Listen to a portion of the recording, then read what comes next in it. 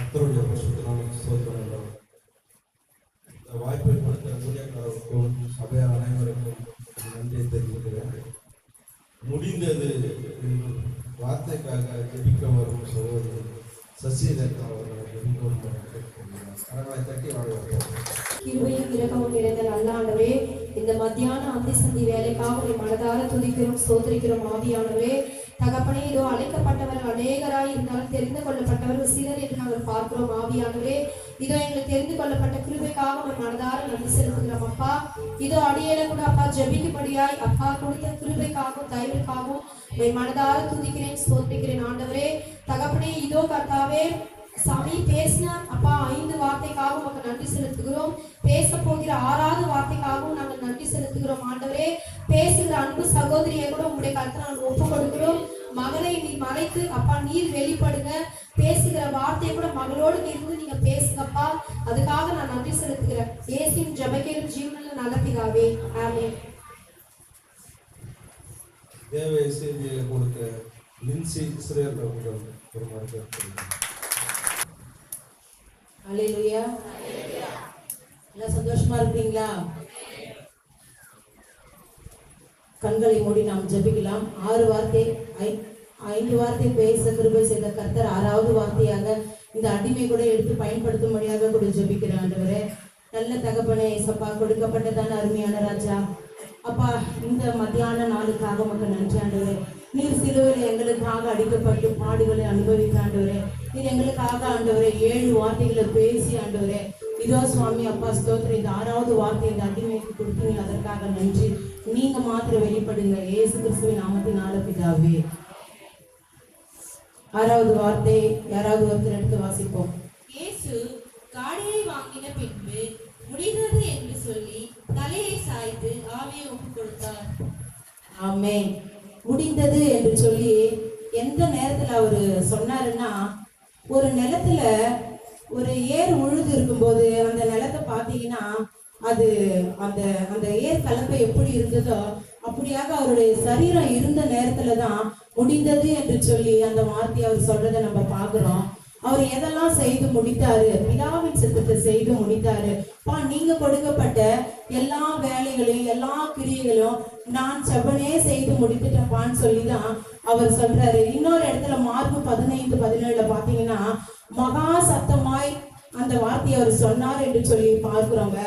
ஆமா, இப்போ நம்ம உலக பிரகாரமா ஒரு 2 டீமுக்கு கிரிக்கெட் விளையாடுறாங்கன்னா, 2 நாடுகளுக்கு கிரிக்கெட் விளையாடும் போது ஒரு நாடு தோக்கும், ஒரு நாடு ஜெயிக்கும். அந்த ஜெயிச்ச நாடு டீம் பாத்தீங்கன்னா மகா ஆரவார சத்தத்தோட அந்த ஜெயிச்ச அந்த நேரத்தை கொண்டாடுவாங்க. அது உலக பிரகாரமா பாக்குறோம். ஆண்டவராக இயேசு கிறிஸ்து கூட பாத்தீங்கன்னா பிதாவினுடைய சித்தத்தை செய்து முடிச்சுட்டேன். அவரு 3.5 வருஷம் பாத்தீங்கன்னா ஊழியத்தை செய்து முடித்தாரு. 21 விதமான ஊழியங்களை செய்து முடித்தாரு. ஆனா அந்த நேரத்துல கூட அவர் சொல்லலைங்க, பிதாவே உங்களுடைய சித்தத்தை நான் செய்து முடிச்சுட்டேன்னு சொல்லிட்டு ஒவ்வொரு அற்புதத்தையும் அதிசயத்தையும் செய்யும் போது கூட அவர் சொல்லல.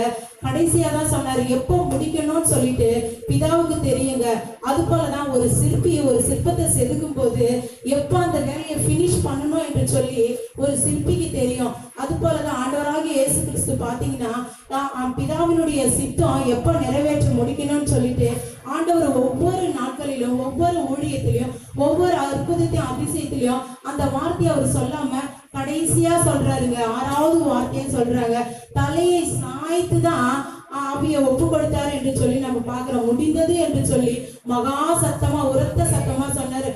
என்னால முடியலப்பா அப்படின்னு சொல்லிட்டு அவர் சொல்லல, நீங்க கொடுத்த பணிய வேலையும் நான் சிறப்பா செஞ்சு முடிச்சுட்டு ஒரு வெற்றியின் வார்த்தையா தான் அவர் சொல்றதை நம்ம பாக்குறோங்க. அது மாத்திரம் இல்லைங்க, ஒரு எஜமான ஒரு வேலைக்காரர்கிட்ட கொடுக்குற பணிய சிறப்பா செய்து முடிச்சுட்டு பிறகு சொல்லுவாங்க, எஜமான வேலை செஞ்சு முடிச்சுட்டேன்னு. அப்படிதாங்க ஆண்டவராக இயேசு கிறிஸ்து கூட பிதா கிட்ட பார்த்து சொல்லியிருப்பாரு, நீங்க அனுப்பின திட்டத்தை நான் சிறப்பா செஞ்சு முடிச்சுட்டப்பான்னு சொல்லி அந்த 6வது வார்த்தையில பேசும்போது சொல்றாரு. அது சொல்லும் பொழுது அவருடைய உடல்ல பாத்தீங்கன்னா ஒரு சொட்டு ரத்தம் கூட இல்லை. இன்னைக்கு நம்ம ஒரு சின்னதா ஒரு காலில் முள்ளு குத்திக்கினா கூட மூஞ்சி ஒரு மாதிரி சொல்லிச்சுக்கிறோம், மத்தவங்கிட்ட எரிச்சலா பேசுறோம். உடம்பு சரியில்லைன்னா கூட மத்தவங்கிட்ட அந்த எரிச்சலை காட்டுறோங்க. ஆனா ஆண்டவராக இயேசு கிறிஸ்து அவர் ஒரு எரிச்சலையும் காட்டல, கோபப்படல. அவ்வளவு அழகா பொறுமையா நம்மளுடைய பாவங்கள் எல்லாவற்றையும் ஒரு மனுஷனாலதான் ஒரு மனுஷனுடைய ரத்தத்தினாலதான் அந்த பாவம் நிவர்த்தி செய்ய முடியும் என்று சொல்லி பிதாவானவர் தன்னுடைய ஒரே செல்ல பேர குமாரனை இந்த பூமிக்கு அனுப்பப்பட்டார். ஏங்க? நமக்காக தாங்க. பழைய ஏற்பாடு காலத்துல பாத்தீங்கன்னா ஆசாரியர்கள் மனிதர்கள் செய்த பாவத்துக்காக ஒரு பஸ்க ஆட்டுக்குட்டியை கொண்டு வருடந்தோறும் பலி செலுத்துவாங்களாம். அப்பதான் அந்த பாவம் நிவர்த்தி ஆகன்றது பழைய நியமன கட்டளைங்க. அது போலதான் ஒரு மனிதனுடைய பாவங்களை முழுக்க அவன் செய்த எல்லா அக்கிரமங்களும் மீறுதல்களும் அசிங்கத்தை எல்லாத்தையும் எடுத்து அந்த போக்காடான ஆட்டுக்குட்டி மேல பலி செலுத்துவாங்க.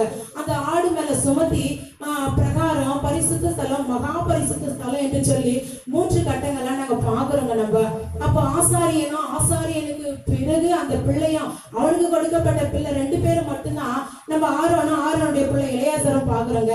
அவங்க மட்டும்தான் அந்த ஆசாரிய கூடாரத்துக்குள்ள உள்ள பிரவேசிக்க முடியும். வேற யாராலுமே போய் நம்ம பிரவேசிச்சு நம்மளே போய் ஒரு பலியை செலுத்தவே முடியாது.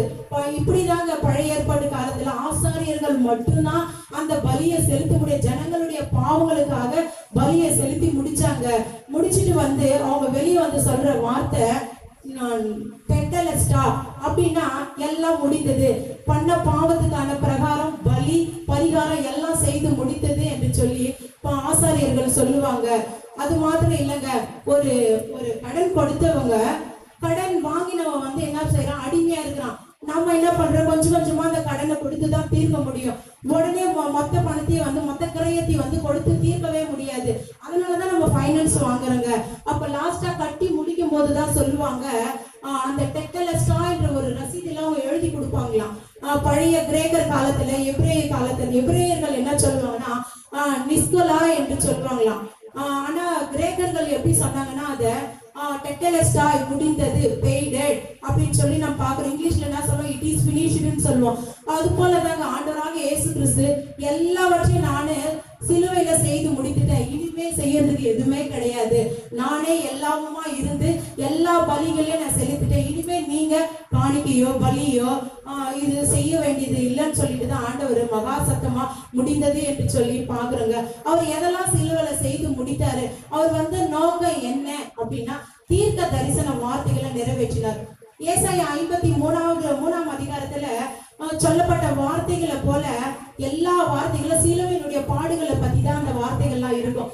அந்த வசனங்கள் எல்லாவற்றையும் நிறைவேற்றி முடிக்கதான் பிதாவானவர் தன்னுடைய ஒரே பேரன குமாரனை அவர் எவ்வளவு அழகா படைச்சாரு, சௌந்தரியமா படைச்சாரு. அப்ப பாக்குறோம் அந்த அதிகாரத்துல நம்ம பாக்குறோம், அவரை பார்க்கத்தக்கதான ரூபம் இல்லாதிருந்தது அப்படின்னு சொல்லி அவர் நெருக்கப்பட்டோம், ஒடுக்கப்பட்டோம், வாய் திறவாது இருந்தார் என்று சொல்லி எழுதிருக்குதுங்க. ஆமா, என்னை ஏன் அடிக்கிறீங்கன்னு சொல்லி கேட்கல, எனக்கு வலிக்குதுன்னு சொல்லி கேட்கல. எதற்காக தெரியுமா, நமக்காக தாங்க அப்படி இருந்தாரு. பிதா அவருக்கு கொடுத்த பணிகளை செய்து முடித்தாருப்பா, நீங்க எதற்காக இந்த பூமிக்கு என்ன அனுப்பப்பட்டீங்களோ அந்த பணியை நான் சிறப்பா செஞ்சு முடிச்சுட்டேன்னு சொன்னாருங்க.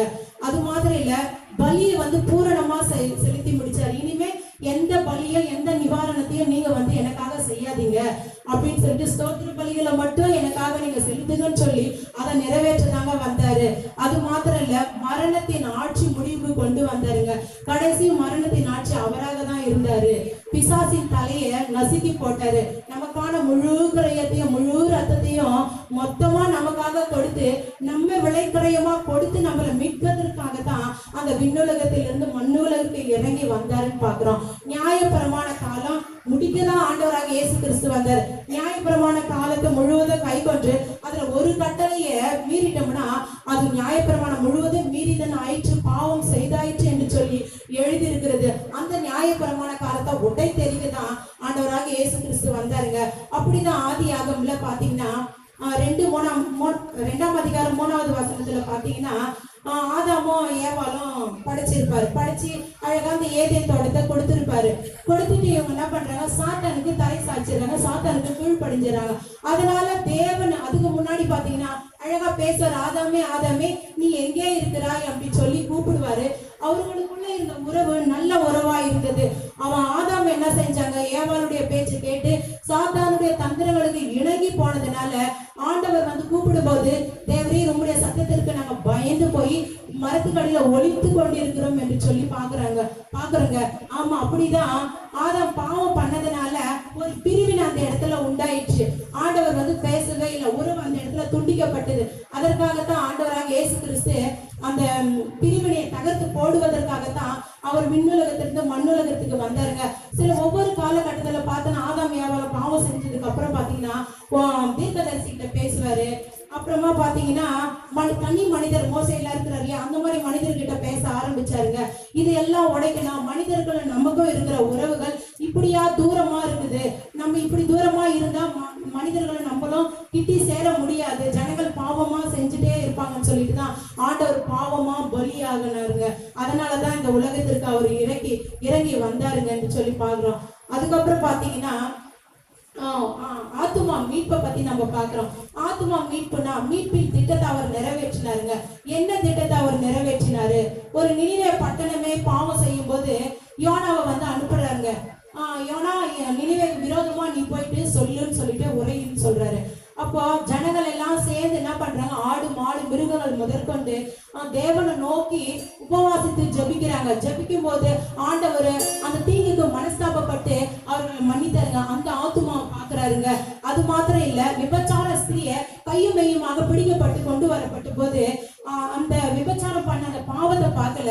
ஆண்டவர் சொல்றாரு, உங்களில் ஒருவன் பாவம் செய்யாதிருந்தா முதலாவது கல் எடுத்து அறியவும் சொல்றாங்க.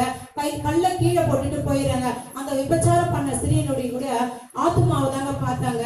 அது போலதான் சமாரிய ஸ்திரீ கூட நிறைய புருஷர்கள் இருந்தாங்க. அந்த பாவத்தை பார்க்கல, அவளுக்குள்ள இருந்த ஆத்துமாவை தான் பார்த்தாங்க. இன்னைக்கு நாம ஆண்டவர் சொல்றாரு, ஒரு பாவி மனம் திரும்பினார் பரலோகமே சந்தோஷப்படுகிறது என்று சொல்லி ஆண்டவராக இயேசு கிறிஸ்து சொல்றாரு. இன்னைக்கு நாம இந்த பொல்லாத உலகத்துல நம்ம வாழ்ந்து கொண்டு இருக்கிறோங்க. இன்னைக்கு நாம எத்தனை பேரு ஆத்துமாக்களை மீட்கிறதுக்காக எத்தனை பேர் நம்ம ஜபிக்கிறோம் என்று சொல்லி நானும் நீங்களும் சற்று சிந்திச்சு பார்க்கணுங்க. யார் எப்படி போனா எனக்கு என்ன, யார் குடிச்சா நமக்கு என்ன, யார் வெறிச்சா நமக்கு என்ன, எந்த குழந்தைய பாலியல் துன்புறுத்தல் பண்ண நமக்கு என்ன என்று சொல்லி இன்னைக்கு நம்ம மெத்தனை போக்கா இருக்கக்கூடாதுங்க. ஒவ்வொரு ஆத்துமாக்களுக்காக ஆண்டவர் நம்ம கிட்ட தாங்க கணக்கு கேட்பாரு.